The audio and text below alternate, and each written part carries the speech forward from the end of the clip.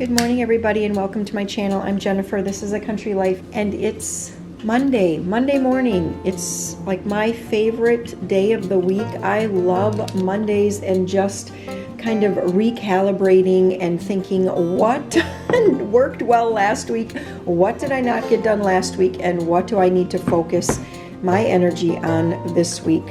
I'm just sitting down here with my block it out notepad. I've got another notebook here. I've got my phone, I've got my water, I've got my soothing candle, and I'm just trying to kind of wrap my brain around today and a little bit around the whole week, just to make sure that I'm not missing anything. It's summer. Our schedule, at least my schedule, feels slightly laid back just because we're not in the thick of homeschooling, and so things sometimes have a tendency to just, I wouldn't say feel out of control, but they feel very loose.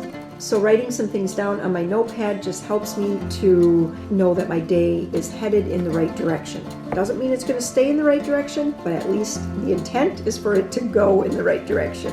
So all my talk about making a plan and knowing where the day is going to go, here we are. This was totally not on my plan, but here I am with Warren. We're picking up the bumblebees today, and we need to get those set out because sooner than we think we're going to start to see bloom on the marsh.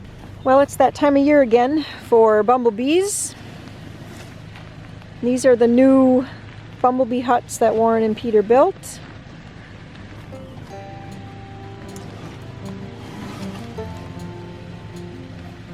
This is a double one, it gets two. A lot of them are singles, but this one gets two.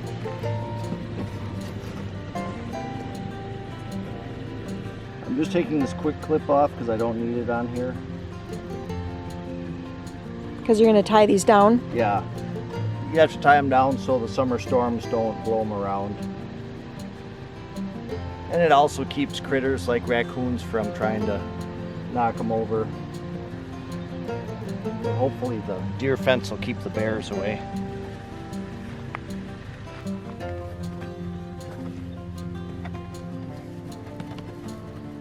I can hear them in there. Mm-hmm. Alright, let's see. Okay.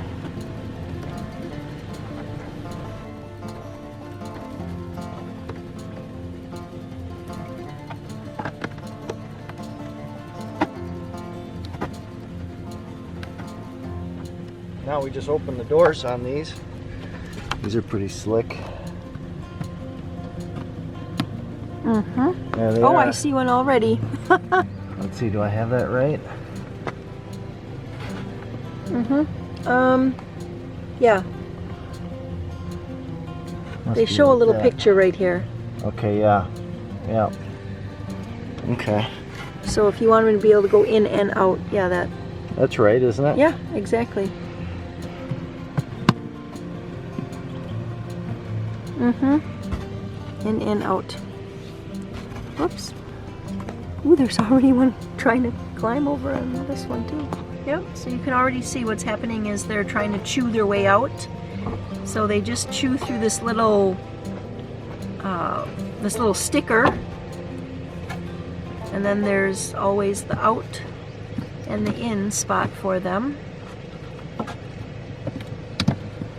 And you said it takes about how long for them to chew their way through? About a half hour. About a half an hour.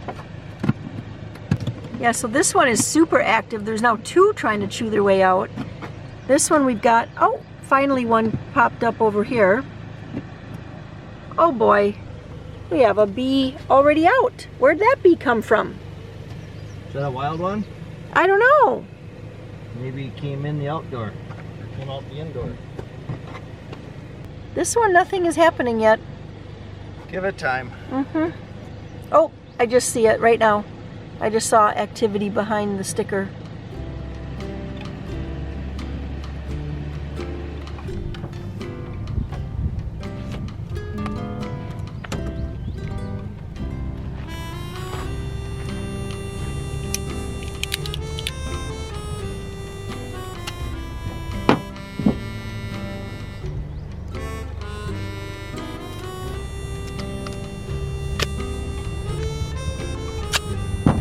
should burn these ends, but I'm not gonna. This works just fine.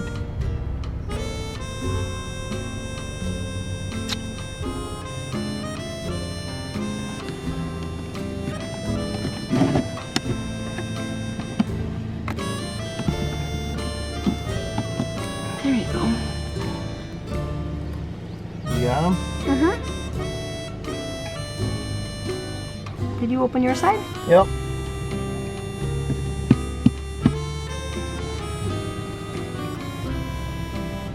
Yep, no chewing.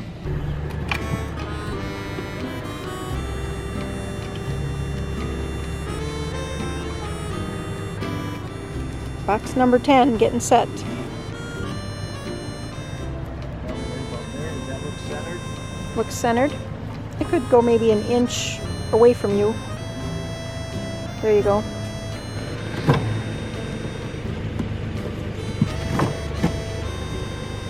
I can hear them in there. Uh-huh. You can tell that they're warming up compared to when we first got them. Yeah. And let's wait for this one here.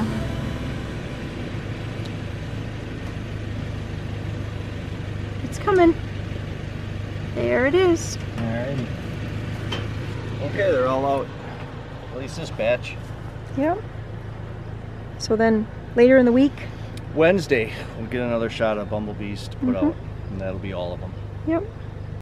Well, we're back, and Maria was just smiled at by a turtle. And Peter made us some pizzas for lunch. So we just need to get Joe in here. And I didn't tell you this, but I just heard we're going swimming at 1:30 With your friends. That'll be fun. Are these cold? I don't think it's They're cold. still warm. Still warm. Mhm. Yeah.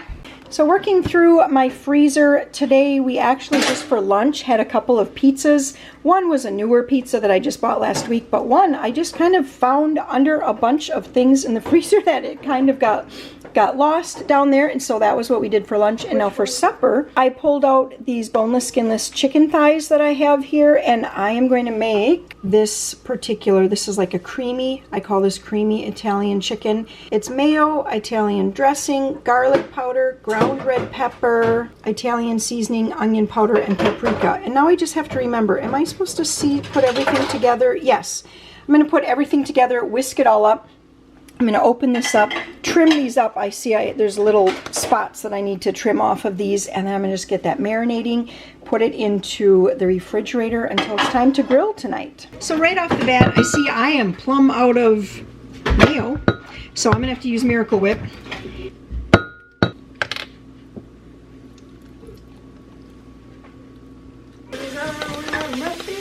Alright, this is a half teaspoon of garlic powder. I'm going to do a 1/4 teaspoon of red pepper, a 1/2 teaspoon of Italian seasoning, which I'm using the Protesi seasoning, and you guys can find this at walmart.com. I know that they have it there, and it's so good, so good. Very good. A 1/2 teaspoon of onion powder, and then a 1/4 teaspoon of oh my goodness, I'm stuttering all the way around. Paprika. By the bushes. Mm-hmm. That one. But I just have to fill the jugs. Now, chicken thighs are naturally a juicier cut of meat than a chicken breast. But this marinade is really good on chicken breast because it keeps it really juicy.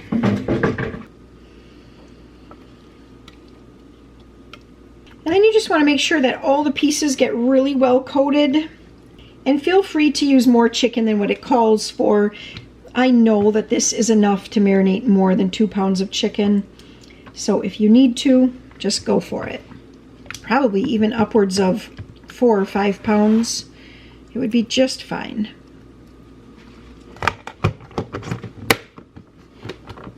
I'm going to refrigerate this until about 30 minutes before it's time to grill. It's just a little before 1. Our friends are coming over for 1:30. So I'm going to look at my list and see. There's nothing else that I need to get ready right now in the kitchen, so I'm going to see what kind of paperwork things I have to do and give myself just about 30 minutes to get that paperwork and phone calls done, and then I have swimming with friends to look forward to, because I'm really not looking forward to doing the paperwork and phone calls and things like that. So, but you know what, sometimes you just, you know, if I look at it and say, this is going to take me 30 minutes, no more, at the end of the 30 minutes, it's done. That's going to be so nice. It's like having it done is almost its own reward.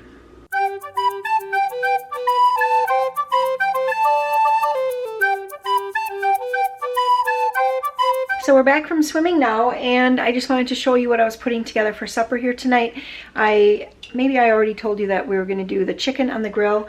I have my Instant Pot out here, and I always use a clean, wet washcloth to scrub my potatoes. And we are going to do baked potato. It's really just in the Instant Pot. But what I do here is I have a cup of water in there, and I'm going to put the lid on, which... Okay, there we go. Set it to seal. And I will pressure cook. And I want to move the pressure level up to high. And then the pressure cook, I'm going to put to 15 minutes. Is that what I do? 15 minutes, that's what I'm going with today here. And then we'll just top this with regular baked potato toppings. So I drained off all of the marinade except for whatever just kind of naturally stuck onto the chicken. I'm grilling this probably medium to... I think it's about medium heat. Looks like I better turn it down just a smidge. Turn each one of those down. All right, well, clearly I should not be in charge of the grill. Everything was going so well, and I was trying to keep the grill at about like 350, 400 degrees, and then all of a sudden, it just black smoke. You guys should have seen it. It was horrible. Dad came running over. He's like, "What are you doing?" Okay, so... Well, we're just burnt in here. It smells burnt in here? Well, it smells like varnish in here is what it smells like, because the window trim, Dad's been varnishing window trim this afternoon. So, yes, there are some pieces that aren't burnt. And like this, I think what we'll have to do is cut that off and see what happens underneath. But anyway, all right, here's our chicken tonight. I see it got like charcoal. Yeah, I know it's like charcoal. Thanks, Peter. Thanks. I think next time we'll have to have Dad grill again, or I'll just have to pay closer attention. So this is what supper is looking like tonight, just a little bit on the burnt side. Are you guys enthralled by that? Just enthralled by my burnt chicken.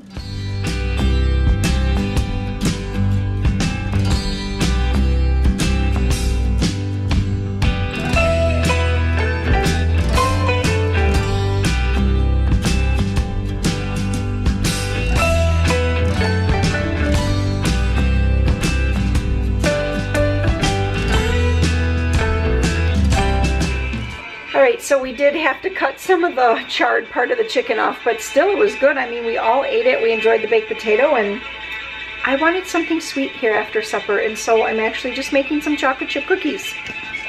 So I'm going to make just the traditional here, Warren's traditional, which is shortening and brown sugar and white sugar. Yes, they're listening to two cellos in the background. That is Joe's favorite thing to do after supper, is to go get Warren's laptop, and then they listen to music around the supper table.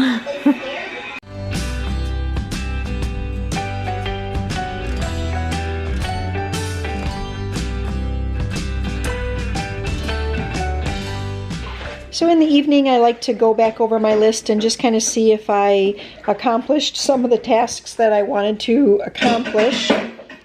And I did get quite a bit done. Half of that done. And at this point now, I also like to just kind of look ahead to tomorrow, and I'm looking and I'm seeing that most of the things that I did not get done here yet tonight, I'm probably not. It's 8 o'clock. I was going to still read to the kids, get them tucked in. I probably could wash the bathroom floor if I actually wanted to put my mind to it here tonight. And if you find that you're not getting all of the things done in your day that you had kind of set out to do, you know, don't beat yourself up over it. A couple things that you can do. One, look back over the day, and maybe the day just took a complete different turn. And you did a whole lot of other things that weren't on your list, but were just as important. I also would recommend that you look at your lists and see if you're just scheduling too much.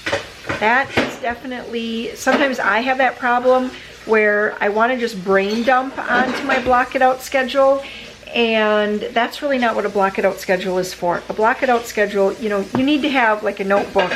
That's where you brain dump all the hundreds of things that you know that kind of need to get done, but they're not going to all happen today. And the block it out pad is really for trying to kind of get control over the day. And like I said, if you find that you're still not able to get the things done, maybe you're still scheduling too many things in each little section, maybe it was just because you were kind of having a lazy day. I mean, that does happen. And it's nothing to be embarrassed about. It's nothing to be, you know, like it's nothing to hide. It just happens. And we all have those kinds of days. And sometimes I look back and I go, wow, what did I even do? And then I know, oh, I must have been being a little bit lazy and getting wrapped up in just nonsense time wasters. And sometimes I see that I didn't get things done because the day just took a whole different turn. Some, you know, things changed. Things came up that I was not expecting, but those were also important to do. All right, well, you know what? I think I'm going to continue this video tomorrow. And yeah, I'm just kind of working out my list for tomorrow, especially my kitchen time, because what I had planned for kitchen, I got all of that done today, so I want to make sure that I plan some good amount of kitchen time tomorrow. We also have some friends coming over. We're going to be going to the library program, so it's bound to be a full day tomorrow. Maybe not necessarily exciting things to film, but definitely a full day of just summer fun. Well, good morning, everybody. I just got out of the shower, and I was pretty sure when I was in the bathroom I could hear kids running by, and I just showed you that timer. That was actually Maria getting up and setting the timer because she is trying to get the highest level of the reading program, the summer library reading program, and I think the highest level is 240 minutes of reading in a week, and today is the day that we have to go and like log those minutes in, and so she has the timer set here. She got up early, set the timer so that she could go and get as much reading done as she possibly could before we get to the library. So I am so proud of her for that. And Peter's doing a great job on his reading as well. I'm not sure if he's going to quite make it to the 240, but he is doing really well on that too. So all right, well, I am going to pull myself here together for the day, and first I'm going to go and grab some ground venison because I'm going to make chili. Of course, Warren's always asking, you guys know that. And the other day we were out swimming, and somehow like lunch had come up, or like what somebody wanted for lunch or supper, and Joe hollers over. He was like way off, away from us. He's like, chili, burning hot chili.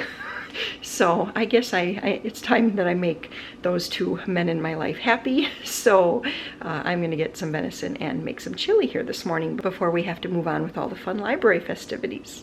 So I have 2 pounds of ground venison and a good size onion in there. I'm just cooking that down, and I decided that today I'd like to do my chili in the crock pot. So I'm just cooking the meat there. I'll also boil my noodles on the stove. But I'm just going to put everything into my crock pot, and then I'm just going to set that on low and let that go all day. Then I don't have to worry about trying to get back home at a certain time this afternoon. Yeah, I do think that we're going to have to go into town this afternoon. Emily and I are getting set for cranberry sauce again, and so I have to go in and buy jars and sugar. I was thinking that maybe it would be best if I did that this afternoon, although there's a slim chance I could wait and do it tomorrow, you know, because that's how I do things. I wait till the very last moment. Except for my chili. I'm getting that going here in the morning instead of right before supper.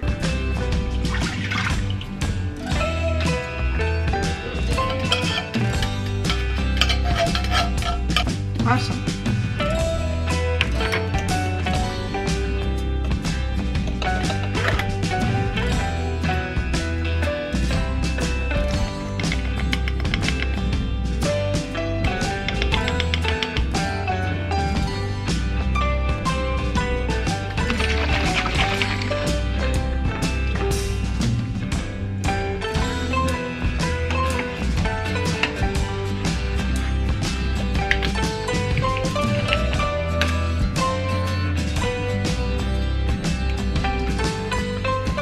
Chili is all done. What I did is just kind of parboiled the noodles. So I don't know what this said, how long it said. All right, it said the elbow macaroni should boil for 8 to 10 minutes. I only boiled it for 6 minutes so that, you know, I didn't want the noodles to get too mushy in here. I just have this set to low, and I'm gonna let that go all day. At some point, I may just switch it to warm if it seems like it starts to boil or something like that. But otherwise, this is so great. I am going to have some very, very happy men in my life. I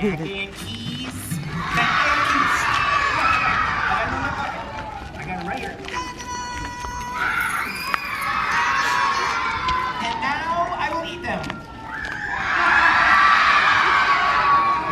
And mac and cheese. We like to eat macaroni and cheese. Not peas, not fleas, not keys, not porcupine meat. Well, it's looking really good, Maria. She's washing dishes. It's her day, right? Uh-huh. Let's go. I'm gonna go show everybody the cookies that you made, okay? Alright. All right, seriously, was that just last night, Maria, that I made cookies after supper? Okay, now Maria made some more cookies. Aren't those beautiful? She made just gorgeous chocolate chip cookies. I'm kind of out of breath. I was outside, Maria, putting out all my flowers. So Warren, he puts a herbicide. A herbicide. He puts on a, yeah, herbicide. Anyway, he puts on an herbicide, and he does it twice in the spring, and it can turn the leaves of like my annual flowers, it can turn them white. And so I put the flowers in the garage for the night, and I finally just got out there and got those put out. So I was just doing that, and then while I was talking on the phone, I was sweeping, so I swept the garage, and it's kind of getting humid, almost like maybe it's gonna rain or something. It's feeling, getting like sticky. It's getting sticky.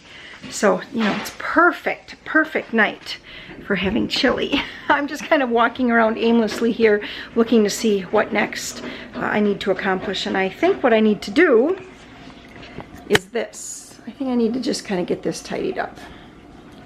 I can't remember if I showed you guys this book.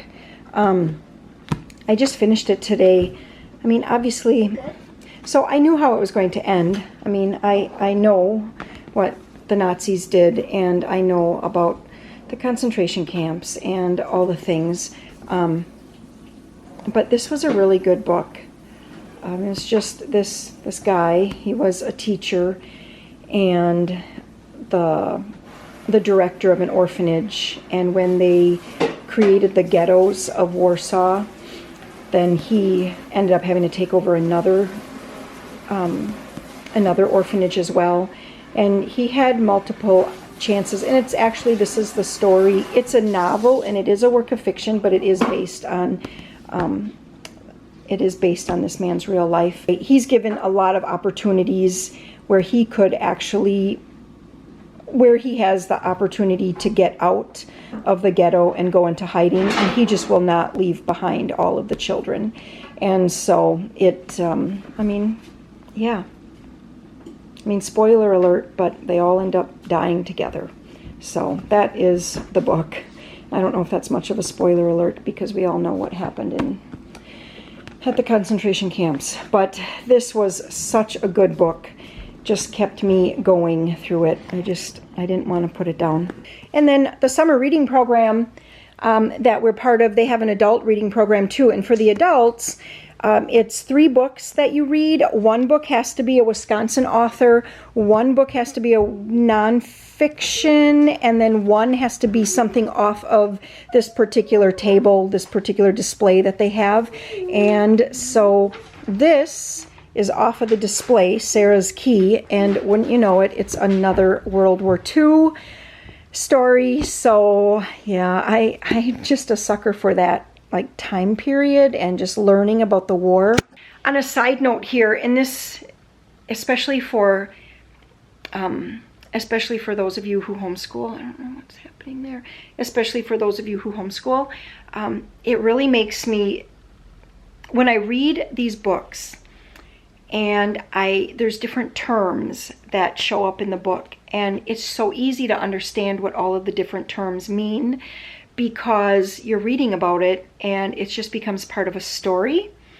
And I think back to when I was in junior high and high school, and we had, U.S. history, and we learned about the war, and I mean, maybe that was in world history. I'm sure we learned it at both times. And I remember teachers having matching sections on tests, and they would have all these words, and it might be names of generals or battles or places or the names of like all the different countries, governments, and then there would be the definition. You had to match it. You guys all know what I'm talking about. And I'd get them all wrong. I just know I did. History was not my thing when I was in school. I think it started when I was in grade school and we had social studies, and I think I got a U or an N. So N meant needs improvement, which was basically like, I think that was basically like a D, and then U was basically like an F. It was unsatisfactory. And I just did not get good grades in any of the social studies. And then all of a sudden I got to college and I had a really great history professor, and she just made me fall in love with history because we read books, we read novels, and that's how we learned. So rather than just having to learn a bunch of definitions and you're just trying to cram it into your brain and you didn't have any context, which was what we did all the way through school, you had context. And so it all just made sense reading it in a book. And that's just one thing that I think about. Phone is ringing now. It's one thing I think about with homeschooling is anytime that I can introduce a topic story-like to the kids, they're going to get it that much faster. Unrecognizable numbers, so we're going to just let that one go. But yeah, so I just think I can't believe how much I know about both World War I and World War II from novels, like just fictional novels based in that time, a lot of times based on a particular person that lived during that time. And so all that to say, I think when we're homeschooling, it's so important to remember to approach it story-like, and it just seems to all fall into place. So this was the one, Sarah's Key. This is the book that I'm going to start reading, and this was off of their display. You had to choose something on the display. And then we also need to have a nonfiction book, and this is a memoir. I'm pretty sure this is a memoir, and I love a good memoir. Yes, and this is this Jennifer Neve, inquisitive and humorous collection of essays about growing up and raising a family in rural Maine. There is little doubt that memories and the stories they inspire continue to guide and shape her throughout her life. Okay, so that is the nonfiction book that I chose. And for the Wisconsin author, I chose this book by John Hildebrand. This book just looked great to me too, a Midwestern Almanac, and I loved the Aldo Leopold's book. Is that Sand County Almanac, I think is the name of his book, and I remember reading that in college and really enjoying it. And I really like the other Wisconsin author, Michael Perry. So anyway, those are the 3 books that I chose to read for the adult reading program, and I will let you know. I have until July 29th to get these done. Honestly, I'm going to go for this one next. This is actually a large, look at that, it's large print. I think this one's I'm gonna be able to burn through this one as long as it's interesting. And then I'm gonna go to this one, Sarah's Key. I need to give myself just a tiny bit of a break before I read another heart-wrenching, gut-wrenching, whatever you want to say, sad story. Peter's been asking to wash the car for a week now, and last week this area of the lawn is where the window guys had all of their equipment. This was where they were doing all their work, and every day Peter's like, Mom, I want to wash the car. I'm like, you cannot run the hose over where they have all their electrical cords. So finally today's the day. It's a perfect day for it. This perfect day. He's having a ball. He's been at it for probably 40 minutes. So at 1:30 I had to turn this from low to warm because on low it was actually boiling and I didn't want that. But yeah, look at that. That is some thick, noodly chili. Yeah. Yeah. It's not even like a soup. It's not even a soup today, is it? I like it a little soupier, but I know you guys like it thicker. Yeah. Are you happy to have chili, Joe? Are you happy? On Sunday we were talking back at the swimming hole about lunch and Joe was like, chili, super hot chili, right? Where's Sam? Sam is just getting done with work. Oh.